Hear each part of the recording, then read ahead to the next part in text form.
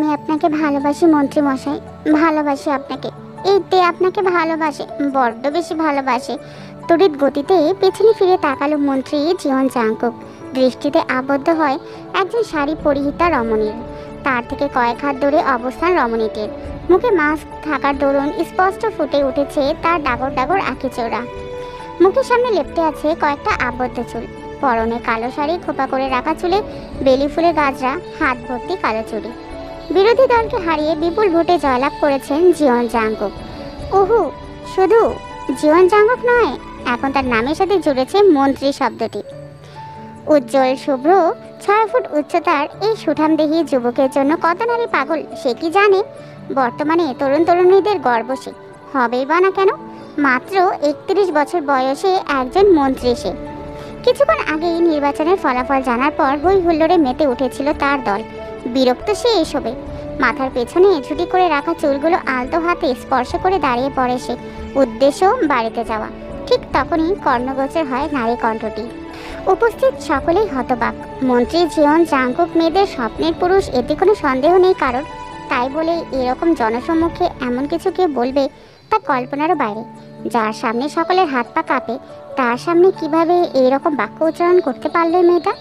সকলে একবার মন্ত্রী জিয়ন জাংকুকের দিকে তাকাচ্ছে, তো আরেকবার রমণীটির দিকে। মন্ত্রী জিয়ন জাংকুকের শান্ত দৃষ্টি যে কোনো ভয়ঙ্কর কিছুর আগাম সংকেত, তা ভালো করেই বুঝতে পারছে সকলে। এই মেয়ে, কি বললে এখন তুমি? ভালোবাসে মন্ত্রী মশাই। ইস, তে আপনাকে ভালোবাসে। নিজের দিকে ইশারা করে বলল তে। তাকিয়ে আছে সে তার সামনে থাকা সুদর্শন পুরুষটির দিকে। জাংকুক শান্ত দৃষ্টিতে তাকিয়ে আছে তের চোখের দিকে। অবাক সে, যার দিকে চোখ তুলে তাকাতেও মানুষের হাঁটু কাঁপে, তার দিকে এই মেয়ে চোখে চোখ রেখে তাকিয়ে আছে। নিজ মনে থেকে অসভ্য মেয়ে হিসেবে ভেবে নেয় জাংকুক। উপস্থিত সকলের নজর এখন তাদের দিকে। তের পেছনে দাঁড়িয়ে আছে তার প্রাণপ্রিয় বান্ধবী জিমিন। জিমিন বারবার খোঁচাচ্ছে তেকে, চুপ করতে বলছে তাকে। জিমিনের হাত পা কাঁপছে। কখন যে কি হয় তাদের সাথে। তার সামনে যে স্বয়ং মন্ত্রী জিয়ন জাংকুক দাঁড়িয়ে আছে। তে আর পারল না বান্ধবীর খোঁচা সহ্য করতে। একটু চিৎকার করে সে বলে ওঠে, কি সমস্যা তোর জিমিন? দেখছিস মন্ত্রী মশাইকে মনের কথা জানাচ্ছি, তাহলে কেন বারবার খোঁচাচ্ছিস? চুপচাপ দাঁড়িয়ে থাক, না হলে কানের নিচে মারবো একটা, যে নিজের প্রেমিকের 14 গোষ্ঠীর নাম ভুলে যাবি। আহাম্মক কোথাকার, একদম জ্বালাবি না। কাশি উঠে যায় জিমিনের। মনে মনে নিজেকে ধিক্কার জানায় সে। কোন আক্কেলে এই নির্লজ্জ মেয়েকেও থামাতে গিয়েছিল। তেজে নির্লজ্জ তার তো জানা ছিল। জাংকুক অদ্ভুত দৃষ্টিতে তাকিয়ে আছে তের দিকে। তে তখন জাংকুককে বলল, কি মন্ত্রী মশাই, এভাবে কি দেখছেন? নির্লজ্জ ছেলেদের মতো একটা মেয়ের দিকে তাকিয়ে আছেন কেন? এই, আপনি না মন্ত্রী? জনগণের সামনে একটা মেয়ের দিকে এভাবে তাকিয়ে আছেন, লজ্জা করছেন আপনার? যদিও তাকাতেই পারেন, আমি তো আপনারই। তবে অন্য কোনো মেয়ের দিকে এভাবে যেন তাকাতে না দেখি, তাহলে চোখ তুলে ফেলবো আপনার। সাথে যার দিকে তাকাবেন তারও। মনে থাকে যেন আমার কথা। আমার দেরি হয়ে যাচ্ছে, দাদনের ওষুধের সময় হয়ে গেছে, ওনাকে খাওয়াতে হবে। তাই এখন আসছি, রাতে ফোন করবো আপনাকে, তখন না হয় আপনিও বলে দিবেন ভালোবাসিতে। ফোনে বলতে না চাইলে কালকে আপনার সমাবেশের বাইরে থাকবো, আমি তখন বলে দিবেন সামনাসামনি। এখন আসি। এই যে সুগা ভাইয়া, তোমার মন্ত্রীকে নিয়ে বাসায় যাও, ওনার বিশ্রাম নেওয়া প্রয়োজন। এক নাগারে কথাগুলো বলে জিমিনের হাত ধরে হাঁটা শুরু করলো তে। পেছনে যে কতগুলো মানুষ তার দিকে অদ্ভুত দৃষ্টিতে তাকিয়ে আছে, তা নিয়ে ভাবান্তর হলো না তার। মুখ দিয়ে কোনো কথা বের হচ্ছে না জাংকুকে। মস্তিষ্ক যেন কিছুক্ষণের জন্য কাজ করা বন্ধ করে দিয়েছে তার। ভাবতে পারছে না সে, একটা মেয়ে তাকে এভাবে বলল। জাংকুকের পেছনে দাঁড়িয়েছিল তার ডান হাত সুগা।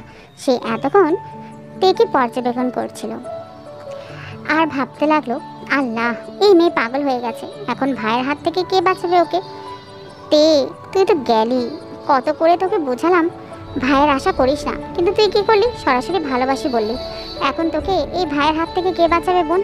আরও যদি ভাই জানতে পারে তুই আমার চাচাতো বোন, তাহলে আমাকেই না আবার উল্টা ঝুলিয়ে রাখে। তোকে বলেছিলাম ভাইয়ের সম্পর্কে সব কিছু, তবুও পাকনামি করলি, তো এখন বুঝবি জাংকুক কী জিনিস। ভাগ্যিস কিছুক্ষণ আগে সাংবাদিকদের বিদায় করা হয়েছিল, না হলে এখনই খবরের কাগজে সেরা খবর হতো মন্ত্রী জিয়ন জাংকুককে একটি মেয়ে সকলের সামনে প্রেম নিবেদন করেছে। কি ভয়ঙ্কর ব্যাপার। সুগার ভাবনার মাঝেই জাংকুকের গভীর কণ্ঠস্বর কানে আসলো। হকচকিয়ে যায় সুগা, মনে মনে দোয়া দৌড় পড়তে থাকে। মেয়েটার পুরো পরিচয় চাই আমার আজকে সন্ধ্যার মধ্যে। মেয়েটাকে চেনা চেনা লাগলো। শুকনো ঢোক গেল সুগা। সে কিভাবে বলবে মেয়েটা আর কেউ নয়, তার একমাত্র নির্লজ্জ চাচাতো বোন। কিন্তু মনের কথা মনে রয়ে গেল, মুখে আর প্রকাশ করলো না। অত জাঙ্কুকের কথা হ্যাঁ সূচক মাথা নাড়ল সে। জাঙ্কুক আর কিছু না বলে গাড়িতে উঠলো, সাথে সুগাও উঠলো। গাড়ি চলতে শুরু করলো জীবন ভিলার দিকে। পিছনে আরো কয়েকটা গাড়ি, সেখানে রয়েছে তাদের দেহরক্ষী। উপস্থিতি জনগণ শুধু দেখেই গেল জাঙ্কুক আর তের কাহিনী কানাঘুষা চলছে সকলের মাঝে। দাদুন, দাদুন, ও দাদুন, আমি বলতে পেরেছি ওনাকে, তোমার নাতনি বলতে পেরেছে দাদুন। কিম বাড়ির সকলের অদ্ভুত দৃষ্টিতে তাকিয়ে আছে তের দিকে। এই মেয়ে যে নির্লজ্জ তা তো জানে তারা, তাই বলে এভাবে সকলের সামনে তের দিদুন।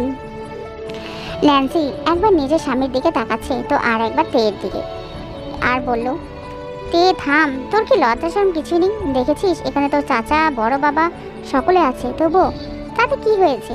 তে জবাবে বিরক্ত হলেন ন্যান্সি। এই মেয়েকে কোনো কিছু বলে লাভ নেই, একদম বাবার মতো হয়েছে, নির্লজ্জ।